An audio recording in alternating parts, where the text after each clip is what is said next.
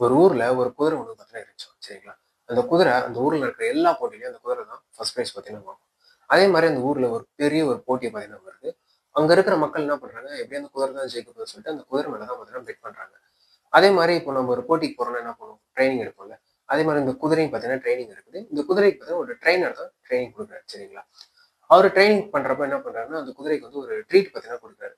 இந்த training session முடிஞ்சதுக்கப்புறம் பார்த்தீங்கன்னா ட்ரீட் குடுக்குறாரு. அந்த ட்ரீட் வந்து அந்த குதிரைக்கு பார்த்தீங்கன்னா ரொம்ப பார்த்தீங்கன்னா புடிச்சு போயிருக்கு. ஏன்னா நம்ம டெய்லியும் சாப்பிடுற ஃபுட்ட விட இந்த ட்ரீட் ரொம்ப டிஃபரெண்ட் டேஸ்ட்டா இருக்கேன்னு சொல்லிட்டு இதுக்கு பார்த்தீங்கன்னா ரொம்ப பார்த்தீங்கன்னா புடிச்சு போயிருக்கு. அவரு என்ன பண்றாரு, கொஞ்சம் கொஞ்சமா குடுக்க ஆரம்பிச்சாரு. அப்புறம் பார்த்தீங்கன்னா ரொம்ப நெறைய குடுக்க ஆரம்பிச்சாரு. டெய்லியும் பார்த்தீங்கன்னா குடுக்க ஆரம்பிச்சுட்டாரு. அதே மாரி இந்த போட்டியும் பார்த்தீங்கன்னா வர ஆரம்பிச்சுருச்சு.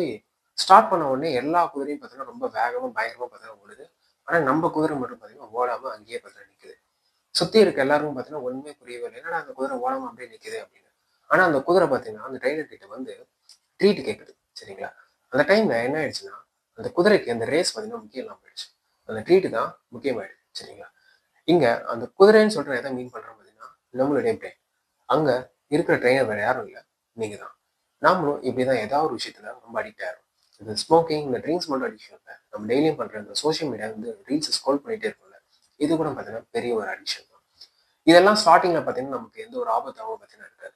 பட் எண்ட்ல நாம தான் இது ரொம்ப நெறைய பார்த்தீங்கன்னா பே பண்ற மாரி இருக்கும்.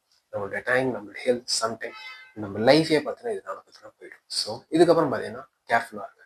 What free it might cost you the most.